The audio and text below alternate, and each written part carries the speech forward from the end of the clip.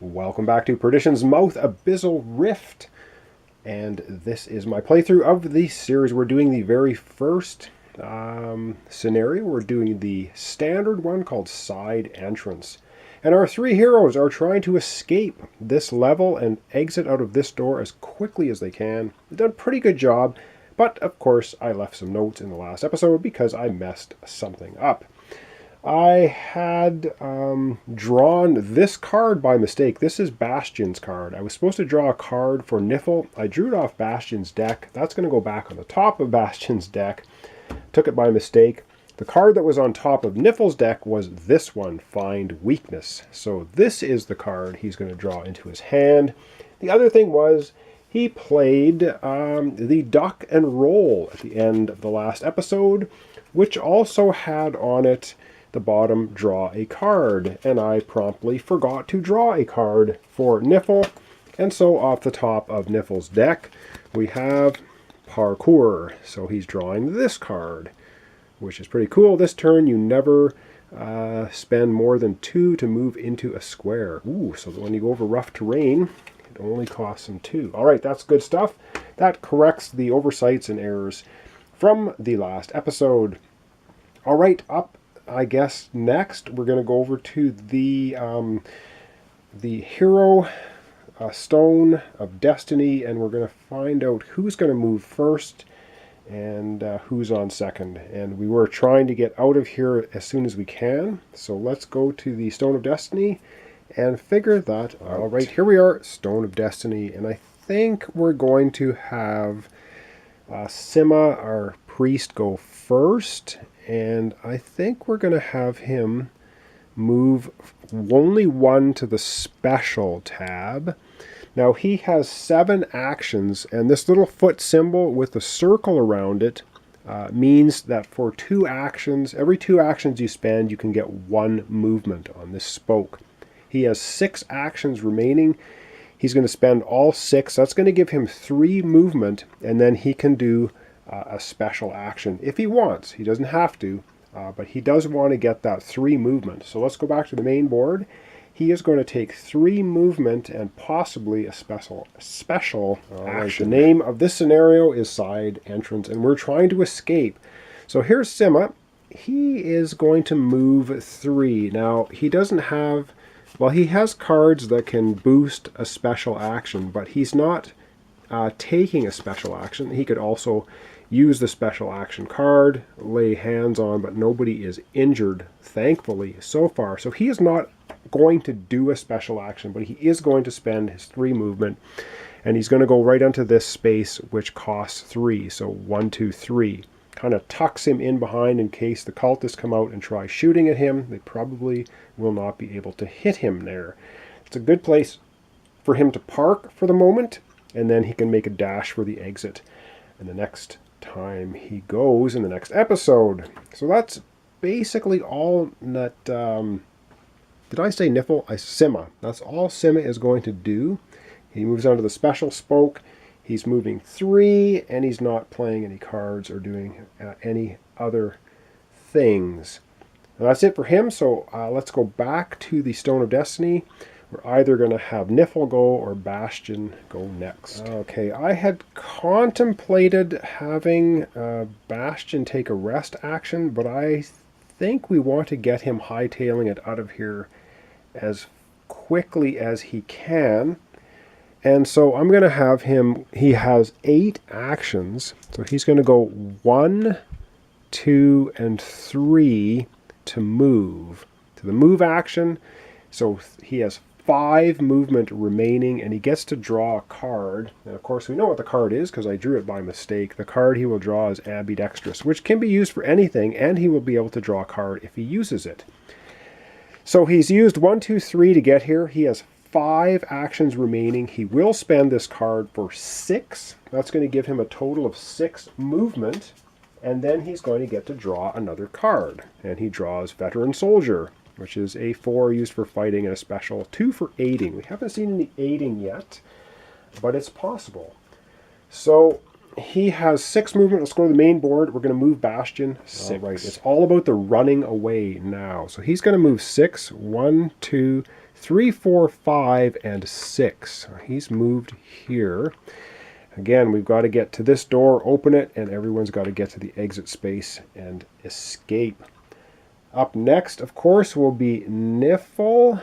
And I think Nipple has a couple of tricks up his sleeve, I think. Well, let's go to the Stone of Destiny and get doing what we're going to be doing for Niffil. Nipple is here. He is also going to move. He's only going to move 1 to the move. And so he gets to draw a card. So I'll draw off the proper deck this time. And he draws Thieves' Tools, which is a 2 for movement. Excellent. So we could spend that to boost his movement. Since he has 8 action points, it only cost him 1 to get here. He has 7 actions for movement. Let's go to the main board. He's got a lot of cards to look at. And I think 1, 2, 3, 4, 5. He's at 6 cards right now, so his maximum hand size is 7. Let's go to the main board, and I think he can do quite a bit of exciting stuff here. At least I hope so. All right, let's take a look at Niffil's cards, because he has Thieves' Tools, which can be spent on movement to boost it for 2. He also has Parkour. This turn, you never have to spend more than 2 action points to move into a square. I think he's going to spend that. He can't spend Find Weakness. He can't spend any of these, but he could use all of these cards for movement. You can spend any number of cards you want. And I don't know. I think he's going to go ahead. He's going to spend them all. So he has 7 movement, 8, 9, and these 2 special abilities. So he's going to have 9 movement with 2 special abilities. In the Parkour one, never spend more than 2 actions to move into any square. And once while moving, you can spend 3 actions to teleport 2 squares in a straight line, but you can't go through walls, portcullises, or doors. And that's not really what we're thinking of doing. So he has 9 actions to spend on movement. So 1, 2, 3. This would be 4, 5, because he never has to spend more than 2 for any square.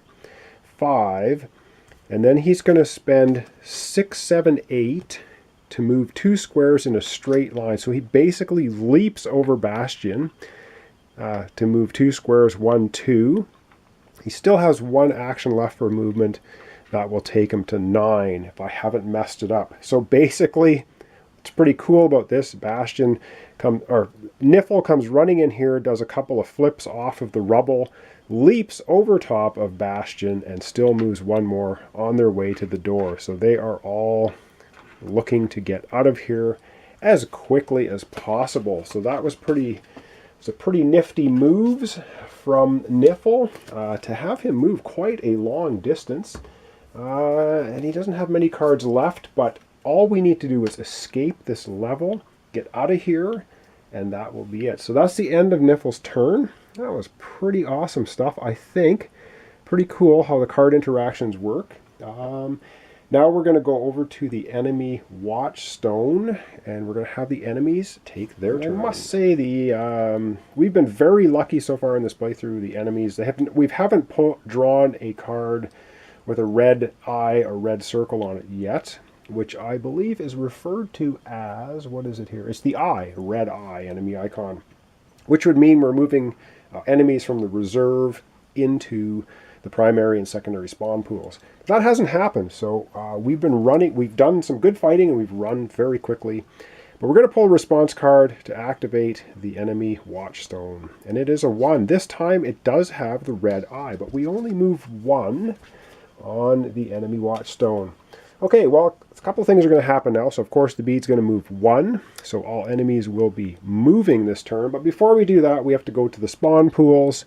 And we have to take 2 from the reserves. 1 goes in the secondary spawn pool. 1 goes in the primary spawn pool. So let's go ahead and do that and then all enemies on the board will move. So let's go ahead and make that happen. Okay, so here we have the dead pool. These are the guys we've killed. This is our reserve, which has 2 acolytes and 2 bone worms in it.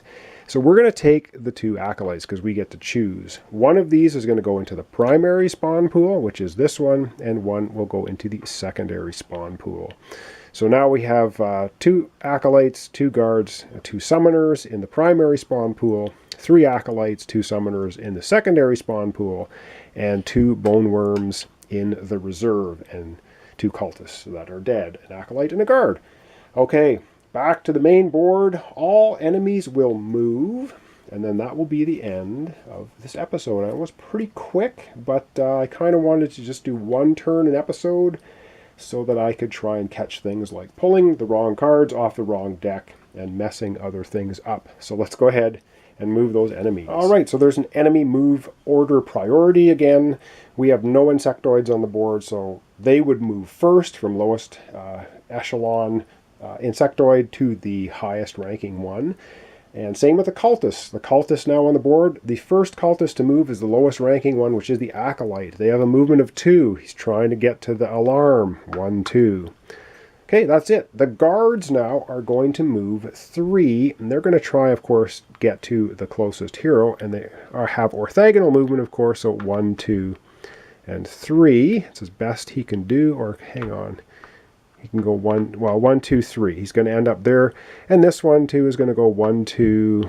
And I guess, well, he'll go 3 to let this guy go by. They're going to conga line here, which is excellent. These guys don't even have line of sight to Simha now because it clips this wall, which means there's no line of sight. I think things are looking pretty good. If we can put together a whole pile of movement in the next episode, we might be able to pull things off. And yeah, okay, I think everything is good. Again, I will leave notes if I've messed stuff up, which is very likely because that's what I like to do, right? And actually, I think I stuck one of the cards for Bastian in his discard pile when it shouldn't be there. But anyway, I will recheck the video as I do the editing. And we're going to turn the spokes around, of course, on the the Stone of Destiny for our hero. So thanks so much for watching along. This is Perdition's Mouth, Abyssal Rift from Dragon Dawn Productions, and they were kind enough to send me a copy so I could do this very playthrough here on my channel. Quite enjoying it. I really liked Niffil's combination of cards that time. That was really cool, leaping over Bastian, heading for the exit. So thanks so much for watching along. Thanks for your comments, your subscriptions, your likes, very much appreciated. Join me next time for what could possibly be the conclusion if I can get all these guys out the door and out of here. So thanks so much, and we'll see you next time.